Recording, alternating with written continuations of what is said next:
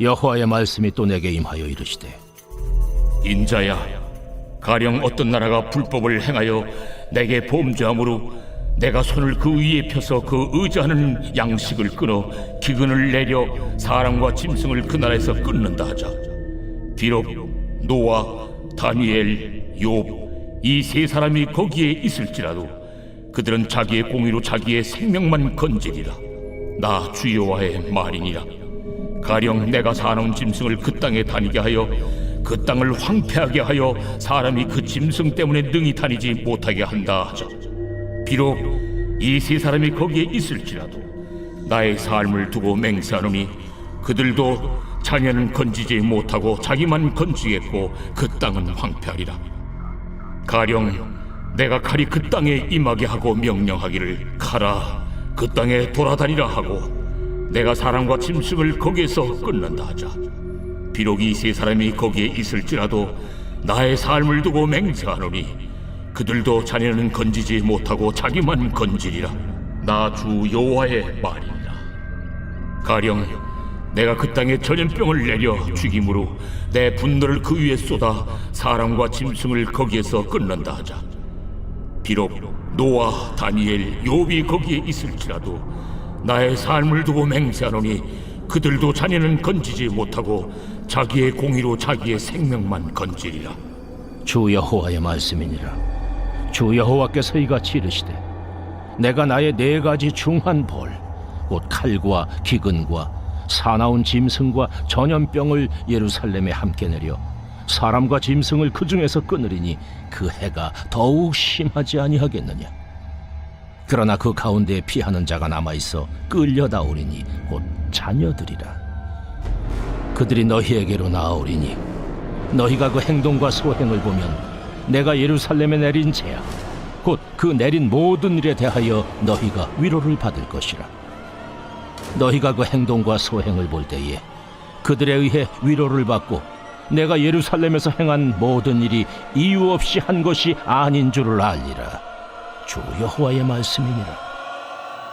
오늘 말씀은 구원은 지극히 개인적이라는 말씀으로 전하겠습니다.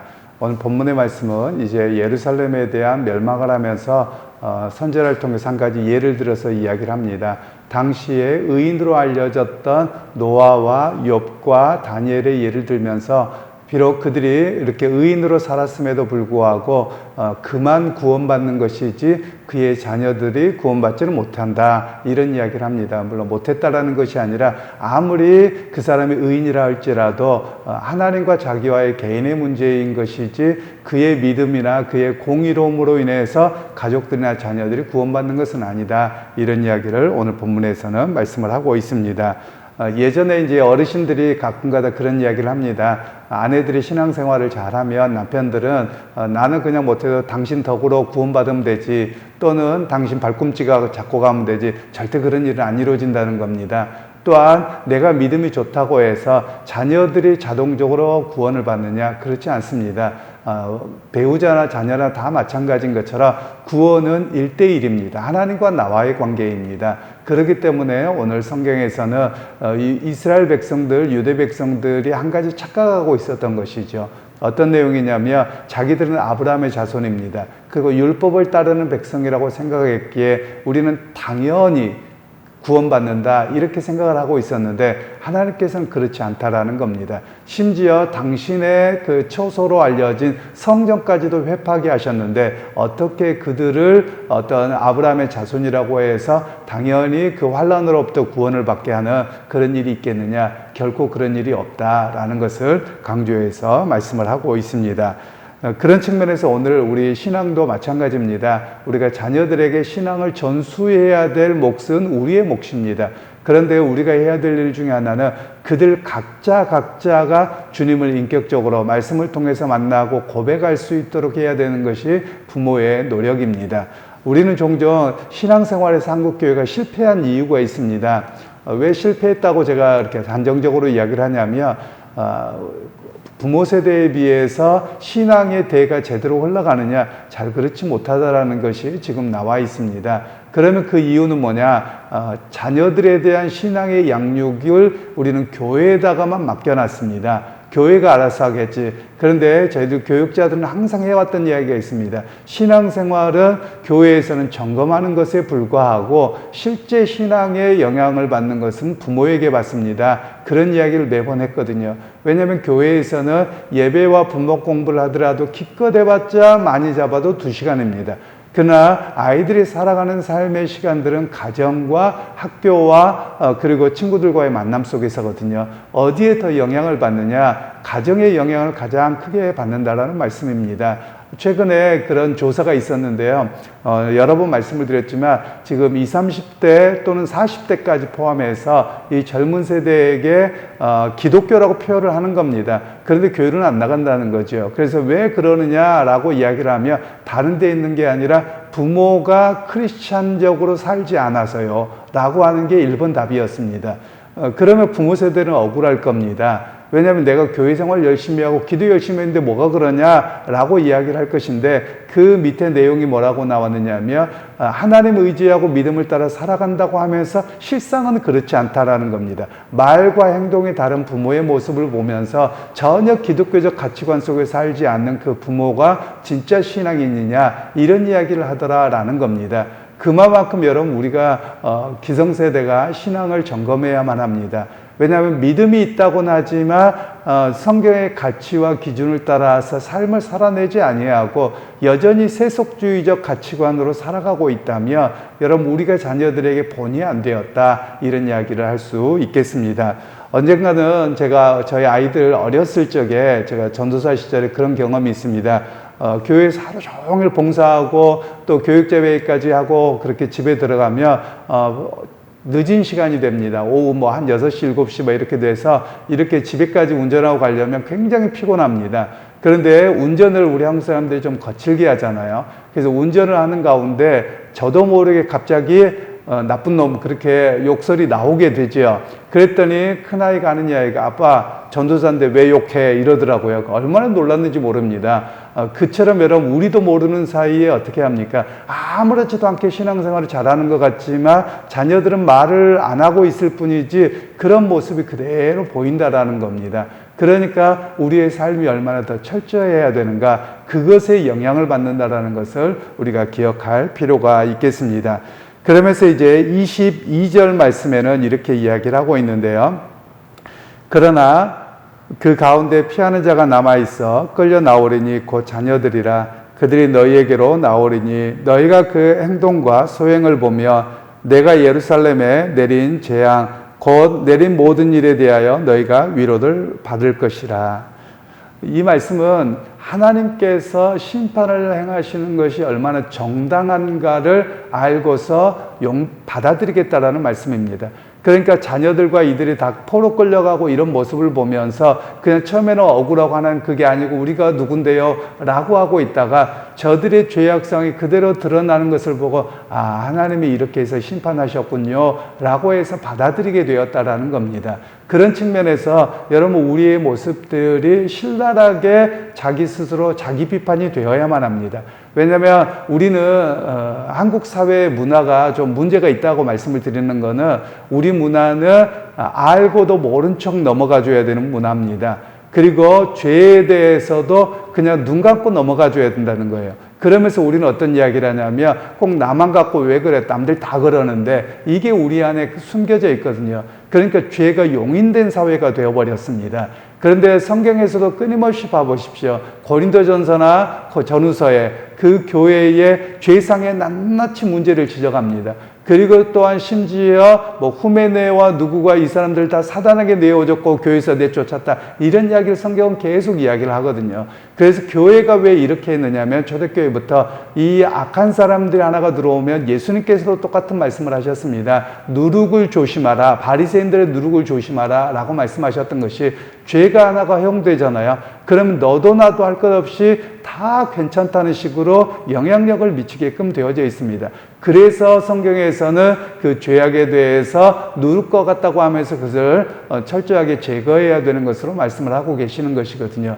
그런데 우리나라의 경우 7위권이 없습니다. 7위를 잘 하지 못합니다. 7위라는 말은 교회 안에서 믿음을 따라서 잘 살지 아니하며 그것에 대한 다스림과 또 때로는 바르게 서도록 하는 역할인데 우리는 그렇지 못합니다. 그래서 한국 교회가 영향력이 약한 겁니다. 왜냐하면 거룩성이 떨어져 버리기 때문에 그렇습니다. 세상에서 온갖 범죄를 하고 다 해도 교회만 들어오면 아무렇지도 않은 것처럼, 특별히 교회는 주님은 다 사랑이니까 사랑으로 무조건만 보듬어야 된다, 맨날 이런 이야기만을 하거든요. 그러나 이것은 잘못되었다라는 겁니다. 사랑에는 항상 한 가지를 빠뜨리면 안 됩니다. 하나님의 공의로운 사랑입니다. 하나님은 공의 가운데서 사랑하시지 무턱대놓고 덮어놓고 아무렇지도 않다라고 감싸는 분이 아니라는 사실을 이야기합니다. 그러니까 하나님께서는 유다 백성들과 이스라엘 백성들에 대해서 사랑하시지만 그 공의에 만족하지 않게 하고 죄악 가운데 있기에 여전히 그들을 심판하고 계심을 우리에게 말씀하고 계시는 겁니다. 그러니까 여러분, 우리의 관점도 철저하게 바뀌어야 됩니다. 나 중심에서 하나님 중심으로 바뀌어야 됩니다. 그래서 하나님 보시기에 어떠한가를 이야기를 해야 되지요. 그런 측면에서 본다면 하나님의 말씀과 기준에 어긋나며 빨리 회개하고 돌이켜야 됩니다. 바로 그런 측면이 있어야 됨을 우리에게 말씀하고 계시는 것이죠. 그래서 여러분, 구원이라고 하는 것은 집단적으로 구원받지 않습니다. 또 뭐 가족적으로 구원받지 않습니다. 민족적으로 구원받지 않습니다. 구원은 개인적인 문제라는 사실을 이야기를 하고 있는 겁니다. 여러분, 심지어 이렇게도 이야기를 하고 있습니다. 우리가 교회에 들어와 있으며 자동적으로 구원받지, 그렇지 않습니다. 교회 안에 들어와 있어도 여러분, 예수님의 비유 중에 알곡과 가라지 비유가 있지 않습니까? 여러분, 그러면 알곡과 가라지 중에 뭐가 더 잘 큽니까? 가라지가 훨씬 더 잘 큽니다. 그 눈에 더 잘 보이는 것이거든요. 그처럼 여러분, 우리가 교회 안에서도 진정한 알곡이 되려면 주님과 나와의 관계를 끊임없이 고백하고 묵상하는 자리로 나아가야 됨을 우리에게 말씀하고 계시는 것이죠. 여러분, 저와 같은 목회자들도 목회를 하다가 자칫 잃어버릴 게 있습니다. 내 신앙을 잃어버리는 경우가 많습니다. 교인들을 가르치고 이끌어가는 것만 익숙하지 사실은 내 신앙을 잃어버리고 있는 모습이 우리의 모습이 될 수 있다라는 것입니다. 제 개인적인 경험입니다만 제가 목회를 하면서도 그렇고 또 이렇게 활동을 할 때도 보면 항상 안타까운 게 있습니다. 보면 예배 시간에 졸고 있는 사람들은 목사와 장로들이더라고요. 대부분이 그렇습니다. 왜 저래야 되는가? 제가 목회를 하면서 또 뭐 이렇게 연합회 활동이나 외국에서 이렇게 하다 보면 성도들은 은혜 받으려고 하는데 목사 장로들은 앉아서 졸고나 있어요. 그래서 그걸 보면서 야, 저 심각하다, 이런 걸 많이 느꼈거든요. 왜냐하면 자기가 전할 때는 하나님의 말씀이고 다른 목사가 말씀을 전할 때는 듣지 않고 있는 저 모습들이 도대체 무슨 모습인가, 이걸 굉장히 제가 가슴 아파했던 적이 있습니다. 결국은 성도들의 양떼들을 잘 이끌어가는 것에, 가르치는 것에는 하지만 실상 자기는 주의 말씀을 듣지 않는 그런 우를 범하고 있는 것이 우리의 모습이더라라는 겁니다. 그런 측면에서 여러분, 우리 목회자뿐만 아니라 각자 자신도 마찬가지입니다. 주님과 나와의 관계를 끊임없이 생각하지 아니하면 안 됩니다. 우리가 교회 생활하면서 잘못된 관점이 하나가 있습니다. 그게 뭐냐면 목사와 성도의 관계, 또는 옆에 성도와의 관계만 자꾸 신경을 쓰는 겁니다. 그런데 여러분, 이건 별로 중요하지 않고요. 물론 전혀 안 하다는 건 아니지만 더 중요한 것은 주님과 나와의 관계입니다. 끊임없이 주님과 나와의 관계를 바르게 세우지 아니하면 여러분, 우리가 교회 생활은 잘했다 할지라도 구원의 문제는 또 다른 문제가 될 수 있다는 것을 우리에게 경고하고 계시는 겁니다. 그러니까 유다 백성들은 성전과 회당의 이런 모습은 잘하고 있었는데 실상 하나님과의 관계에서 바르게 서지 못해서 이런 일들이 벌어졌다는 것을 이야기합니다. 그러게 여러분, 오늘 하루를 살아가시면서도 내 삶의 자리에서 하나님과 나와의 관계를 바르게 세우시길 바랍니다. 그리고 주님에 대한 바른 고백으로 우리가 끊임없이 돌아가게 되는 그런 우리 모두가 되시기를 주님의 이름으로 축원합니다. 하나님, 오늘 또 구원은 지극히 개인적인 것을 오늘 말씀하십니다. 신앙은 하나님과 나와의 일대일의 관계이지 가족이나 또는 민족이나 교회 공동체를 통해서 주어지는 것이 아님을 우리가 깨닫습니다. 주님, 오늘 또 하루의 삶 속에서 주님과 나와의 관계를 바르게 세우게 하시고 그 가운데서 흔들리지 않는 믿음, 주님의 일하시고 역사하시고 우리를 구원하신 주님의 십자가의 사랑을 날마다 고백하고 설 수 있는 우리 모두가 되게 하옵소서. 예수님의 이름으로 기도하옵나이다. 아멘.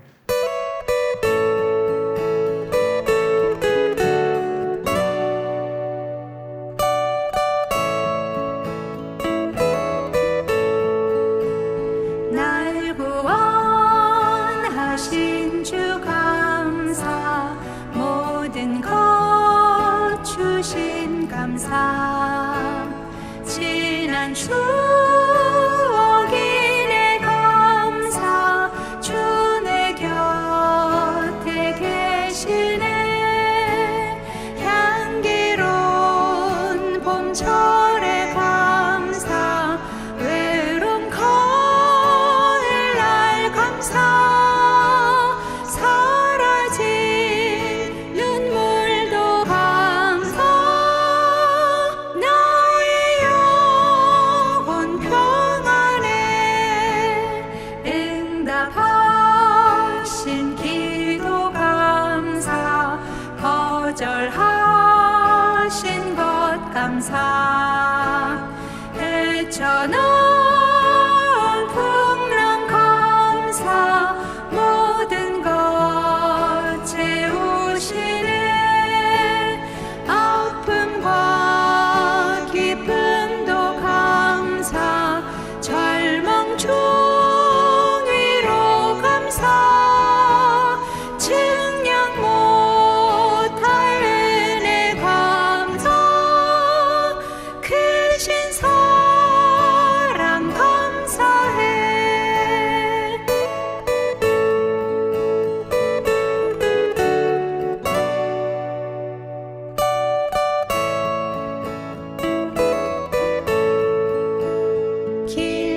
길가에 장미꽃 감사, 장미꽃 가시 감사, 따스한 사랑